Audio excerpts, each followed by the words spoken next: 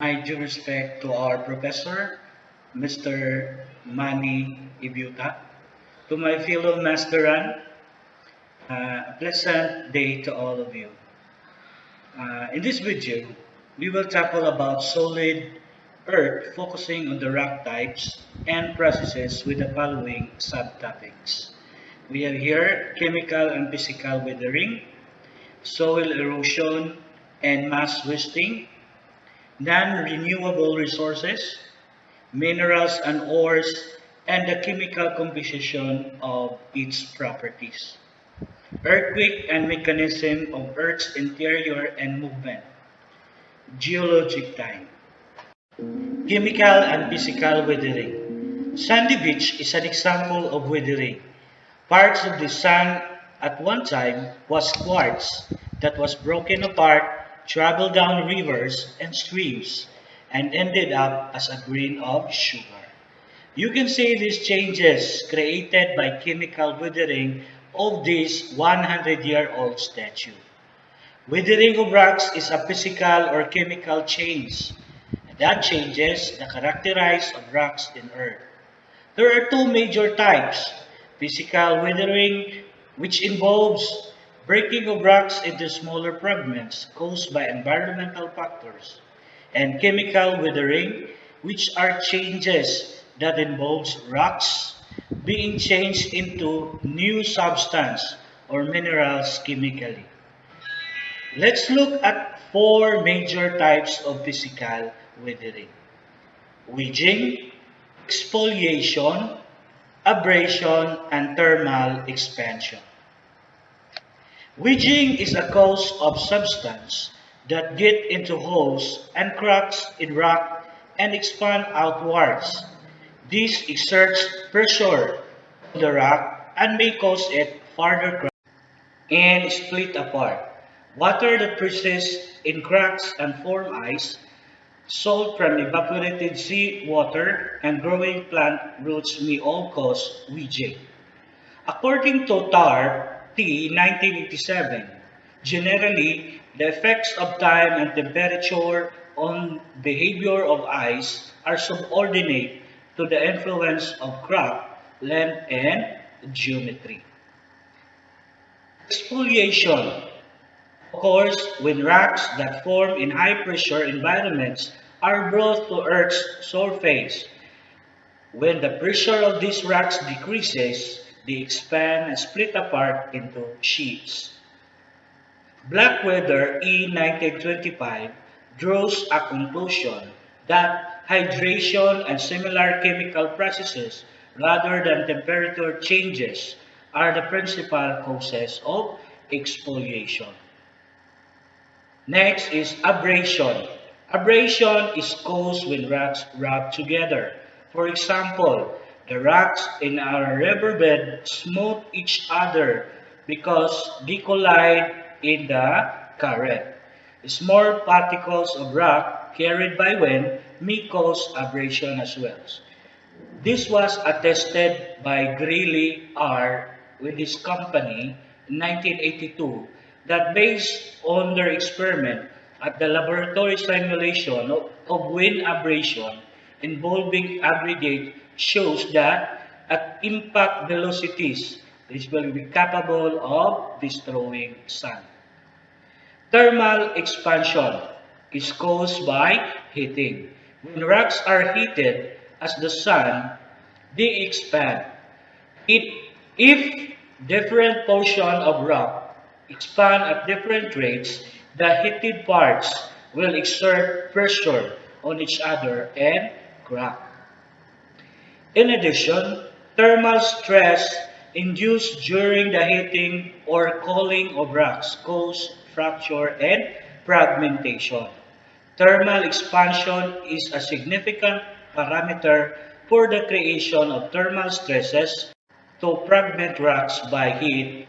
Heat T. Romalai and S. J. Dimo of 1970. Now let's look at the chemical changes of weathering. Remember, a chemical change creates new substance. There are three major types.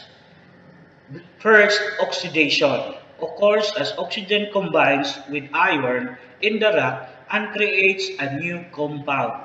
When iron reacts with oxygen, it forms iron oxide called rust, and this weakens the rock. Second, hydrolysis occurs when hydrogen or hydrate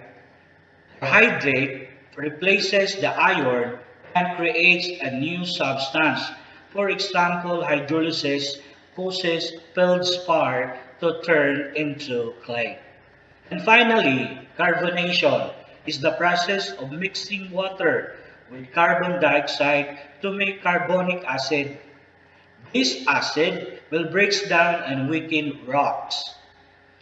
Caves may be formed by carbonation dissolving limestone. Rainwater picks up the carbon dioxide from the air and it is percolates through the soil, dissolves out on the limestone. The above mentioned processes of chemical weathering were attested by Holland H. Kerspo T and Company in 1964 that much of the necessary physical chemical data for the interpretation of the chemistry of cave waters is available. The solubility of carbon dioxide in water is well known, as is the solubility of calcite and aragonite in pure water and in solutions containing dissolved carbon dioxide. Now let's come to erosion. According to J. Bredz and R. Dimico, 2008, Earth's surface processes, landforms, and sediment deposits are intimately related, involving erosion of rocks, generation, sediment, and transport and disposition of sediment through various Earth surface environments. Weathering breaks down the rocks, then erosion carries this rock away. Erosion happens when rocks and sediments are picked up and moved to another place. It could be moved by water, wind, ice, and even gravity. Erosion can occur slowly over time, like the sand dune, or quickly, like this flood. There are several different methods of erosion. Remember, withering breaks down the rock, then erosion moves the rock away. Rainfall can cause erosion and wash sediment away. Valley erosion occurs when rushing streams and rivers move rock and sediment downstream. Oceans are a huge force of erosion. Wind can cause erosion. A dust storm can be a huge force of erosion. Glaciers and ice can erode rock away. Now we are going to talk about mass wasting. According to Coleman J. and Pryor D. 1988, mass wasting processes on slopes comprise a variety of natural phenomena including landsliding, rock falls, debris flows, soil and rock avalanching, and slow deformation creep. There is a mass wasting which is caused by gravity. There is glacier caused by ice. There is running water such as rivers and streams, wind and wave erosion, and lastly, groundwater. So again, mass wasting is a transfer of rock and so moving down slope, and it's because of gravity pulling it down, and that's called mass wasting. Among the factors that chemically trigger wasting or mass movements are saturation of the surface materials with water over steeping slopes, remover vegetation, and earthquakes. Now, there are different types of mass movements. And now we have determined the type is a kind of material, how it moves in that speed.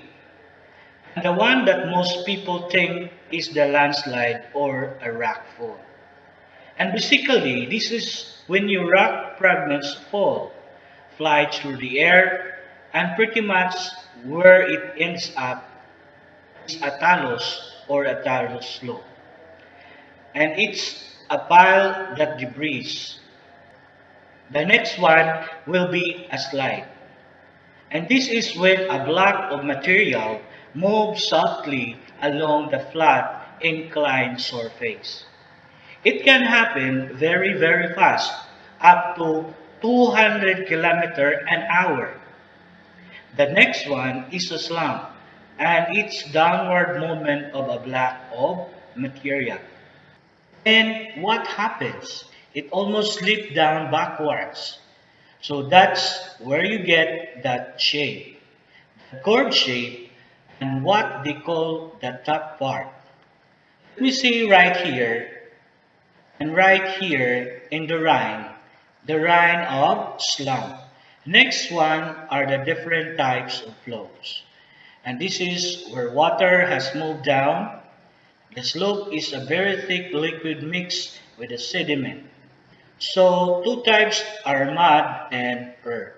The mud flow moves quickly and carries a mixture of soil, rock, and water that has a consistency of wet concrete. Earth flow moves slowly and carries clay-rich sediment. You can definitely see in the pictures the difference between the mud and earth. Think of think of that vegetation, that green for the earth flow. And remember, mud flows are a lot quicker than your flows creep. The best example of this is soil creep. And its very, very slow movement travels only a few millimeters in meters per year using it. Non-renewable resources. According to Growth C 2017, a non-renewable resources is a natural resource the amount of which on Earth is finite and which has no natural regeneration process, at least not within a relevant time scale. Non-renewable resources are just any resource that cannot be remade or regrown as fast as we are using it. So a couple of examples of this would be a coal and nuclear power, which you can see in the pictures here. For this coal takes thousands of years to form. Now it will replenish itself eventually. But the problem is that we use coal in a matter of seconds.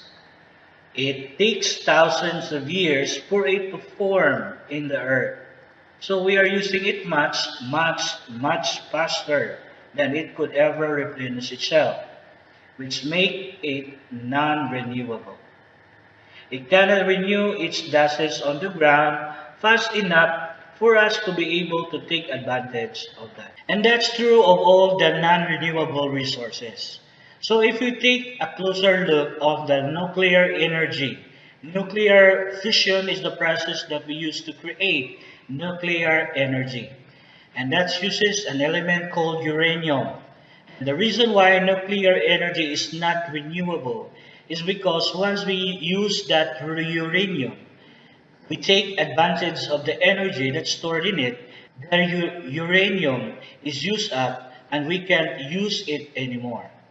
So again, we do not have uranium being replenished in the earth as fast as we are using it up. So that's going to run out individually, meaning it's non-renewable. A couple other examples of non-renewable resources are coal, petroleum gases, and natural gases. Again, we use this up much faster. Then we could replenish them in the earth, or fast as the earth could replenish them because these take so long to form thousands and thousands of years. We call them fossil fuels because they are so old. So how is coal made? Well, it starts about 300 million years ago, before the dinosaur. We had all these plants growing on Earth, and a lot of them, after just like plants do, they live for a while, then they die over a million years. Those plants were buried underneath and sometimes water. And the plants get deeper and deeper and deeper, more dirt on top of them. As they get deeper, the pressure builds and the temperature builds. And when you put all that pressure on the carbon material that was in the plants, it changes that carbon material into coal. But this takes a long time to happen. Oil and gas are similar, except the oil and gas happens where an ocean originally was. So here you have plants and animals that eventually are going to die. They'll sink to the bottom and slowly over time they will get buried by sun and silt and it will push down deeper and deeper and deeper into the ground and so more and more sand and silt build on top of them. And once they get down deep enough again, the pressure in that heat will change the carbon matter into oil or gas, depending on conditions. Our Earth and its movements.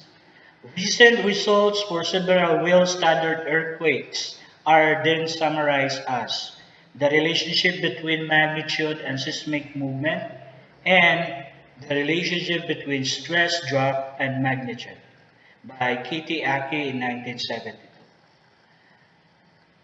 Like this speech, Earth is also made up of several layers, the crust, the mantle, and the core.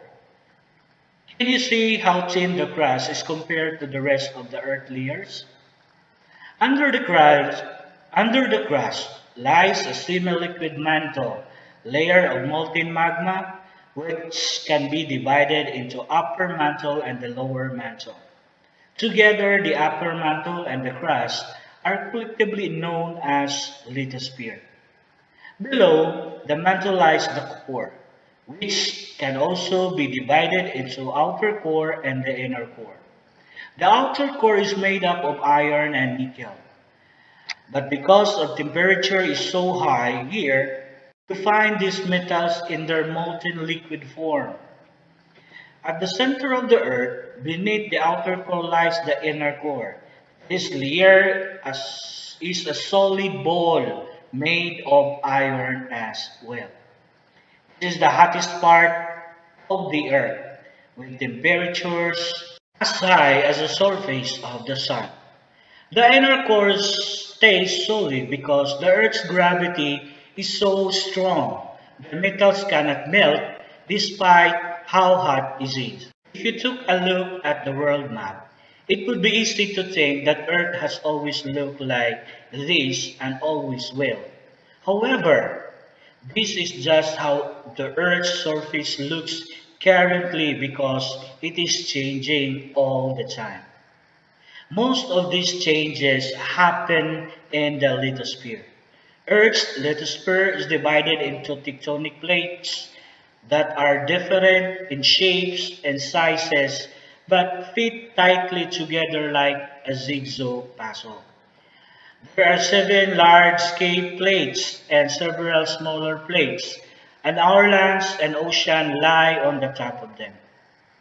Did you know that all of the continents that you know today once formed a single continent, supercontinent?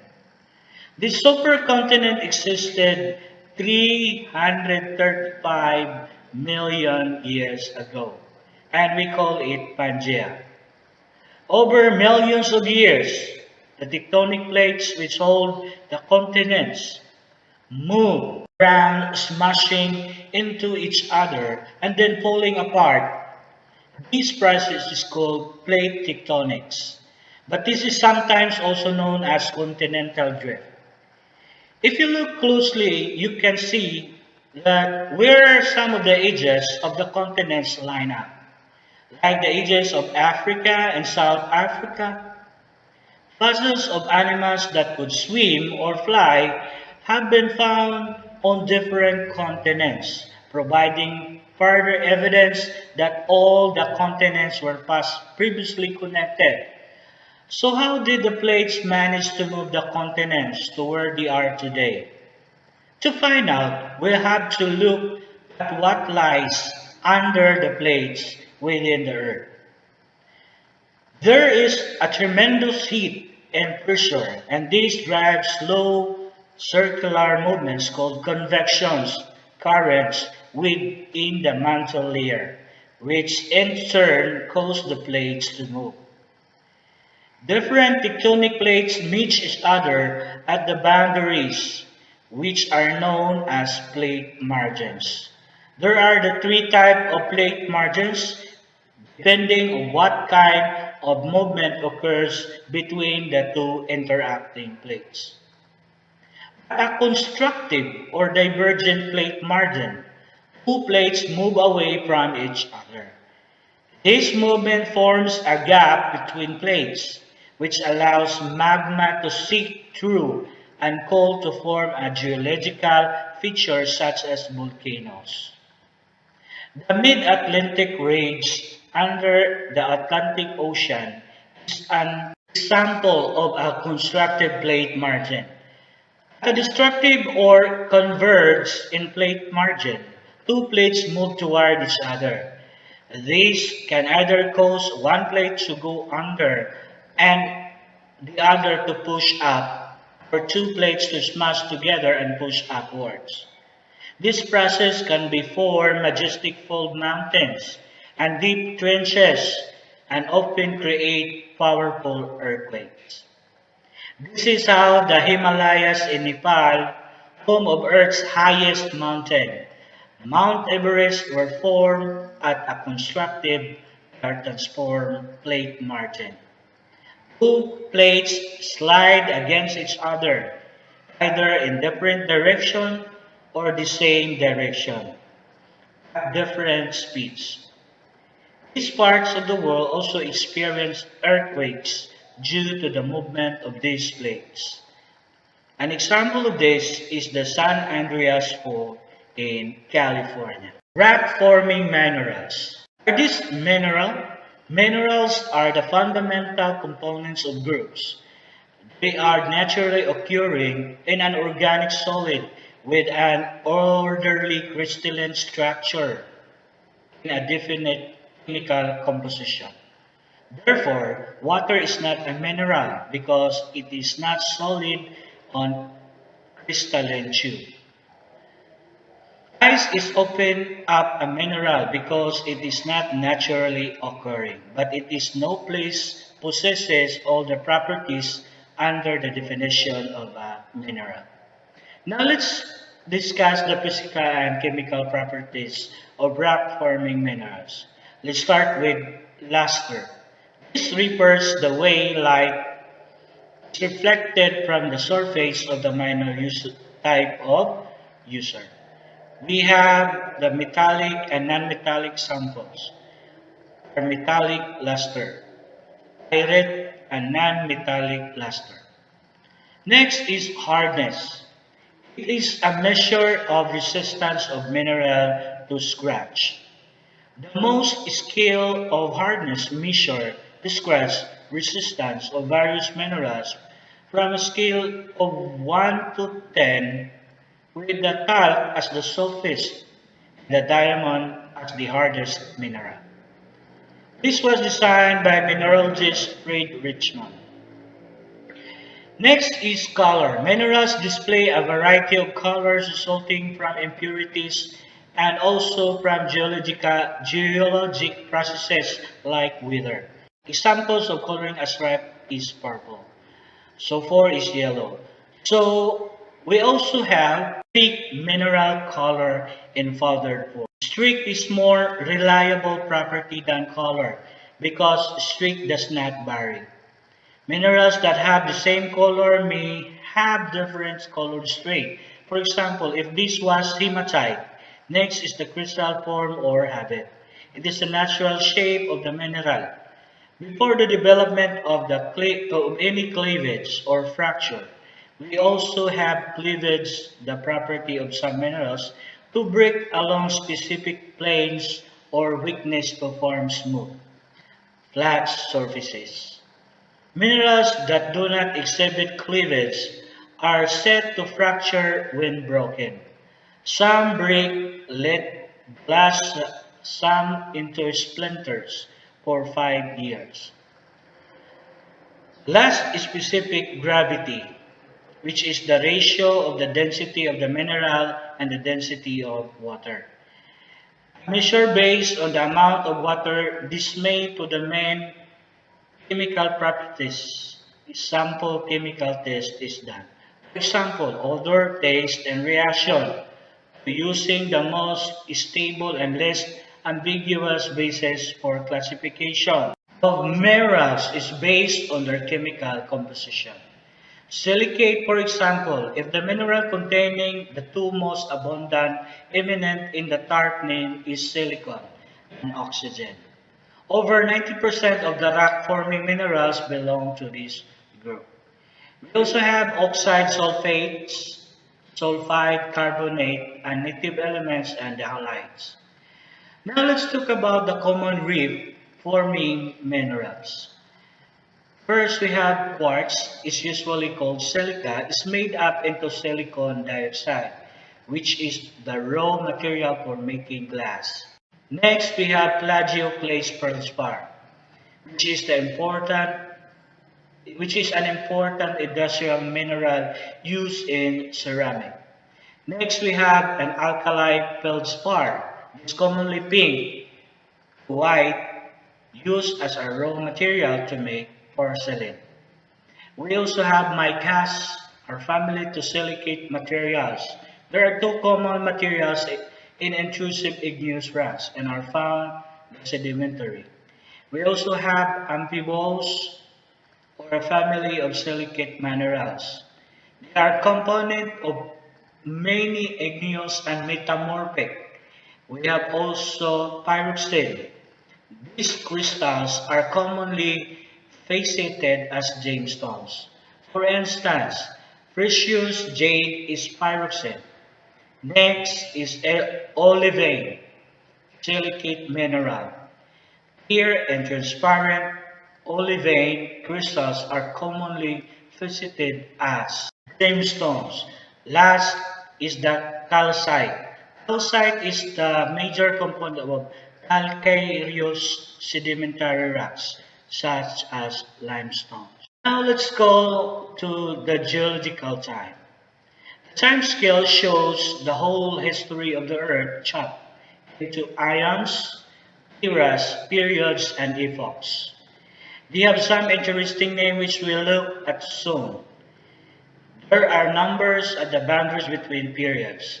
Those numbers tell us how long that boundary happened in millions of years. For example, the end of the Cretaceous period was 66 million years ago, when it gave way to the Tertiary period. You can see that the recent periods are near the top of the time scale. All these periods are way down the bottom. But how did people decide how much time falls into each period? They did it with fossils. Fossils are awesome. They're the remains of the prehistoric animals and plants. Ancient bones, teeth, shells, and footprints that have been turned to stone. Today, you can find them all over the place in Australia. Rocks, old fossils, and of everything from giant kangaroos to dinosaurs. It turns out that we find different fossils in different stages of Earth histories. In the very early days, there was no life at all. So we don't get puzzles from that far back in time. When life first appeared, it was in a very simple form called bacteria. Bacteria are still with us, but you can see them without microscope. For most of the time, known as Precambrian period, bacteria and other single-cell eaters were the only life on Earth. However, a few million years before the Precambrian period, the first multi-cell creatures appeared. First animals had soft bodies and looked like nothing alive. Today, some of them actually look like plants than animals. What do you think this beast is?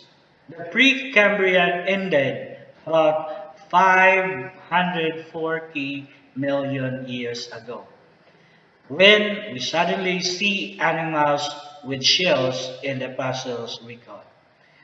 This is the beginning of the Paleozoic era.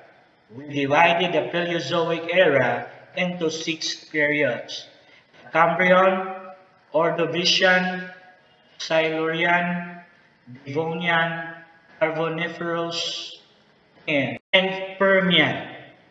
One day, animals and plants evolved into bizarre and extraordinary forms during this era. As the Paleozoic progressed, an arms race between predators and prey led the arrival of these first backbone animals, our ancestors. These survived terrifying sea scorpions and sea-sword toothfish, eventually clambering onto land on four legs.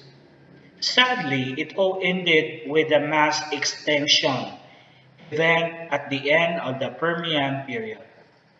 We don't know exactly what happened, but 251 million years ago, 83% of life on Earth was wiped out. Obviously, our ancestors made it through hiding away in their burrows. After that catastrophe came in Mesozoic era. This chunk of time is often called the age of the reptiles. Because of reptiles were the dominant animals both on land and in the seas. It is divided into three periods: the Triassic, Jurassic, and Cretaceous. The Mesozoic era is the era almost everybody has heard of. This is the time when dinosaurs walked the land. At the end of the Cretaceous period came the extinction of dinosaurs and many other animals. A meteorite about 10 kilometers crashed smashed into Mexico and already destroyed the Earth's surface. It plunged the world into darkness for at least a few millennia. And yet, even as the mighty dinosaurs died out and the whole globe shook, tiny early mammals survived. Now we're on the Cenozoic era, the time which sent the Cretaceous catastrophe. Scientists divide the Cenozoic into two periods, the Tertiary and the Quaternary. In the Tertiary, mammals finally had a room to grow. They started out as timid burrows, no bigger than a cat.